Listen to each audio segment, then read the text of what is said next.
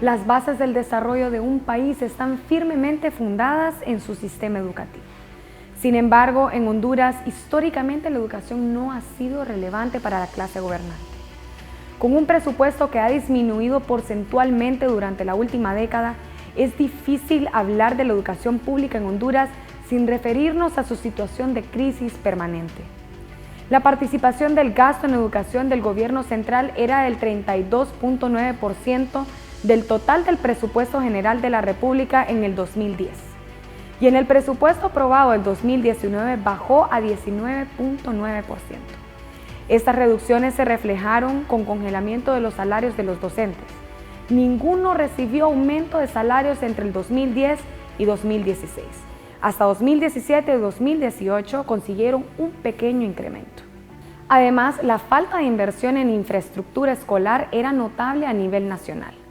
El 92% de las escuelas estaban totalmente destruidas, es decir, en condiciones deplorables, donde los alumnos y docentes no podían estudiar ni trabajar de una forma digna, adecuada y de calidad.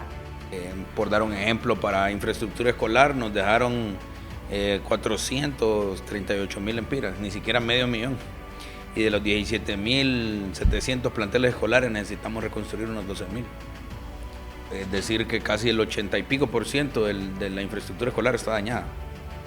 El 29 de abril del 2019 el sistema educativo se paralizó, registrándose al menos 70 movilizaciones y acciones de protesta en todo el territorio nacional.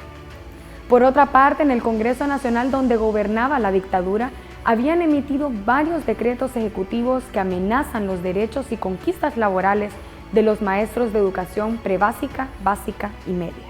Una de las consecuencias más drásticas que enfrentaron los docentes fue el aumento de la edad para la jubilación y la contratación de profesores en condición de interinos, en lugar de plazas o puestos permanentes. La corrupción continuaba en la Secretaría de Educación.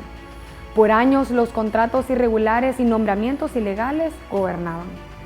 El viceministro de Educación, Edwin Hernández, informó que se descubrieron al menos 500 empleados paracaidistas, a los que no se les encontró en los puestos de trabajo para los que fueron contratados. Esa fue la característica, entregar las asistencias técnicas para fines políticos, ¿verdad? Y premiar la militancia de alguien.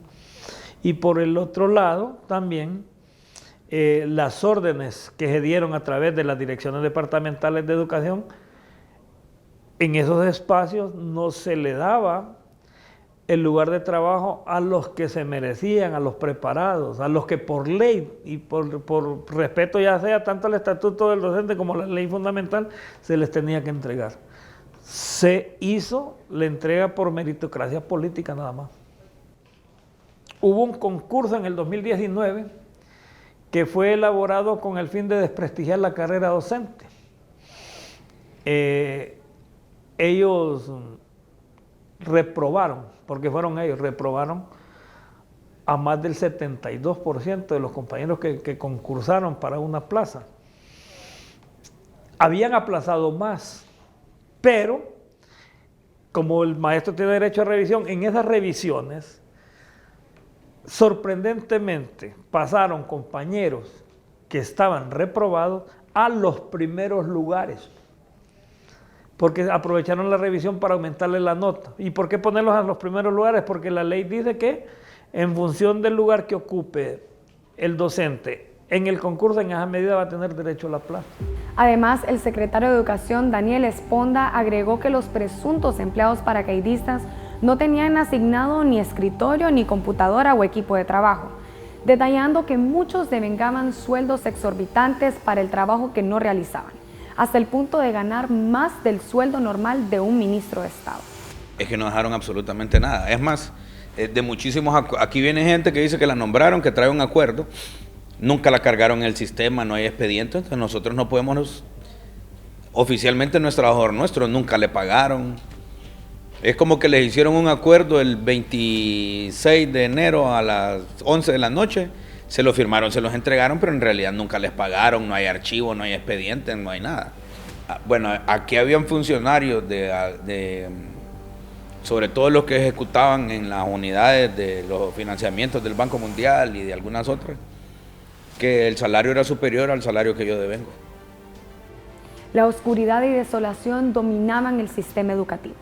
El saqueo continuaba y el desvío de fondos de la merienda escolar ponía en riesgo la seguridad alimentaria de las y los alumnos. Según el Ministerio Público, se habrían desviado 236 millones de lempiras del PANI, los cuales fueron trasladadas a la Secretaría de Educación en la administración del gobierno anterior, que cesó sus funciones el pasado 27 de enero del presente del 2022. Los fondos desviados fueron justificados para financiar la merienda escolar en centros educativos del país, pese a que este mes de marzo se cumplieran 2 años que los alumnos abandonaron las aulas por la pandemia de la COVID-19. ¿Cómo fue que se repartió la merienda escolar si estaban los centros educativos cerrados y no se le entregó la merienda escolar a un centro educativo? Por ahí que empiezan. Y después van a empezar a encontrar una hilada de casos de deshonestidad, pero lastimosamente hasta este momento no ha sucedido. Recuerde que aquí en la alimentación escolar, y sobre todo con ellos, era muy difícil dar un dato porque como todo eso estaba centralizado en aquello de Vida Mejor, entonces estaba prácticamente deshabilitado. Hoy nosotros hemos, además del tema de la merienda escolar, en realidad nosotros con instrucción de la presidenta estamos organizando toda una estrategia para poder complementar las raciones secas que el gobierno normalmente entrega, ¿verdad? Que son frijoles, arroz, maíz, aceite.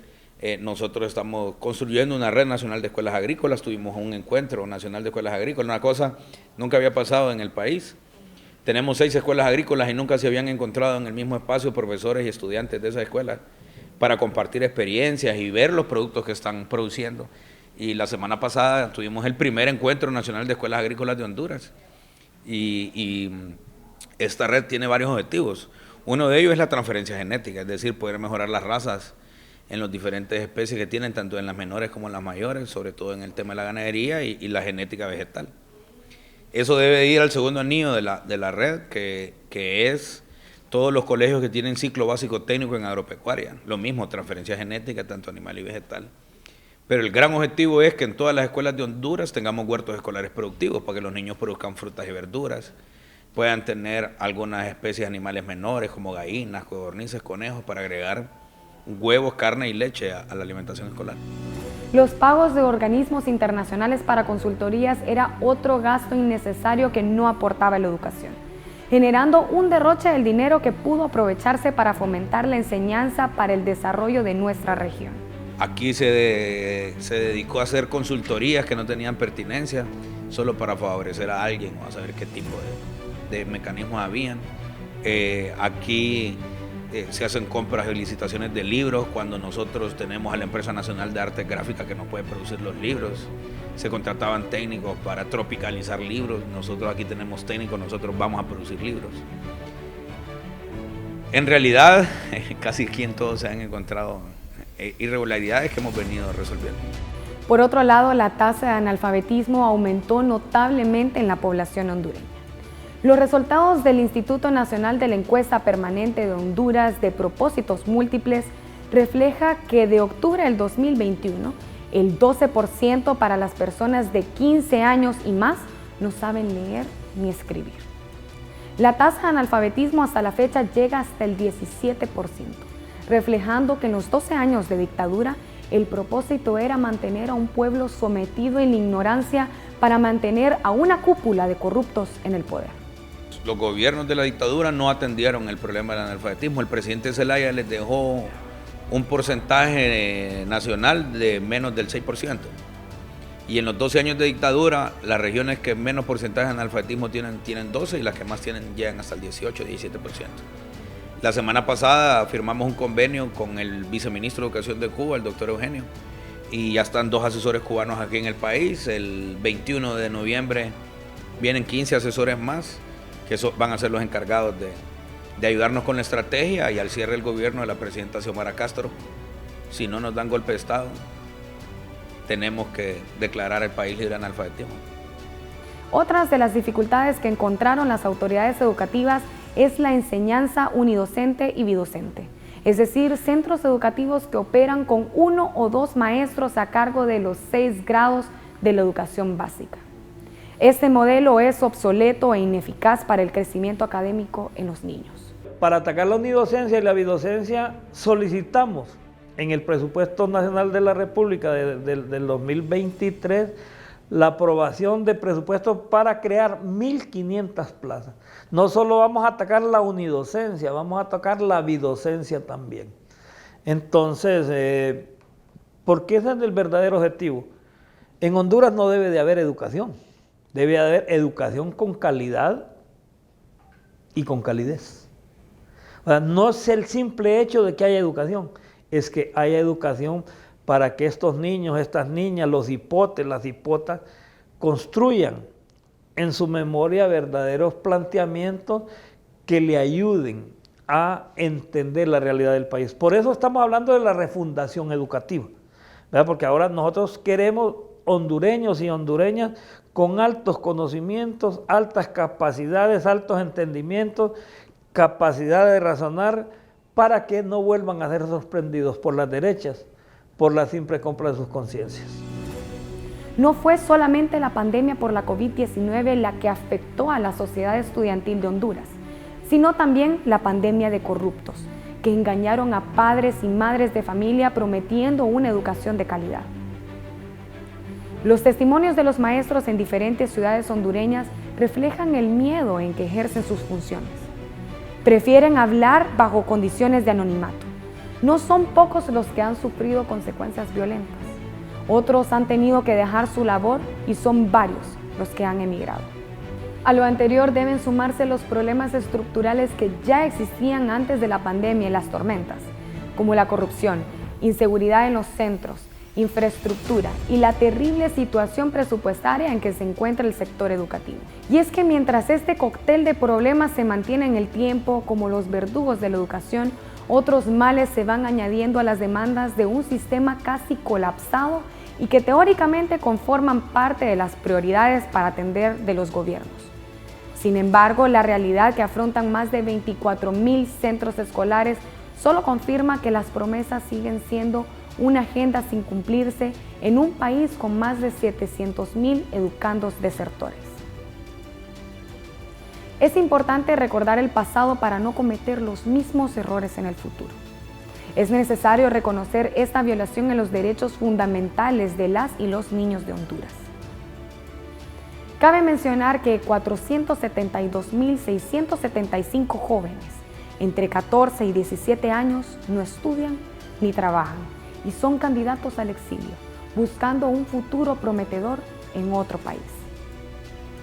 Mire, el mensaje es que sientan, que retomen lo que se está haciendo por desarrollar el hecho educativo, pero más que retomar lo que estamos haciendo por el hecho educativo, es concientizar a las papás, a las mamás, las abuelas, las tías, los encargados y los encargados de estos hipotes de Honduras a que sean matriculados, porque eso sí, no logramos alcanzar la meta de 2 millones y la necesidad de 2.4 millones de niños, niñas, hipotes y hipotes que están en edad escolar. Pero la explotación infantil, el reacomodo y sobre todo la migración interna por cuestiones productivas es que ha evitado que estos niños accedan a la educación. El llamado es ese, a los encargados, tutores de los niños y las niñas, para que aprovechen el tiempo y que matriculen estos hipotes, porque Honduras no puede seguir teniendo analfabetas. Pero no todo está perdido.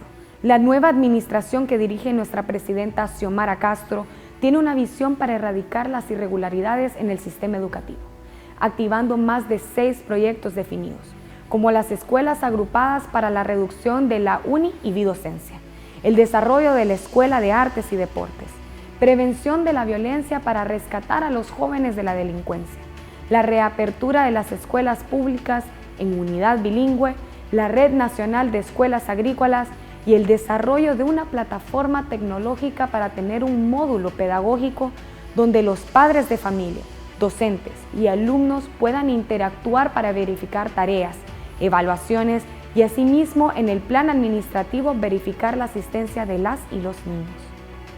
Nosotros aquí estamos determinados a hacer la refundación del sector educación viene un fuerte proceso de refundación, ese currículo nacional básico desfasado que a todas luces ha fracasado, va a ser refundado, las carreras de los bachilleratos y estos cursos alternos que abramos para poder desarrollar toda esta escuela de artes y de oficio nos va a permitir que nuestros jóvenes se involucren de manera expedita a la vida económicamente activa.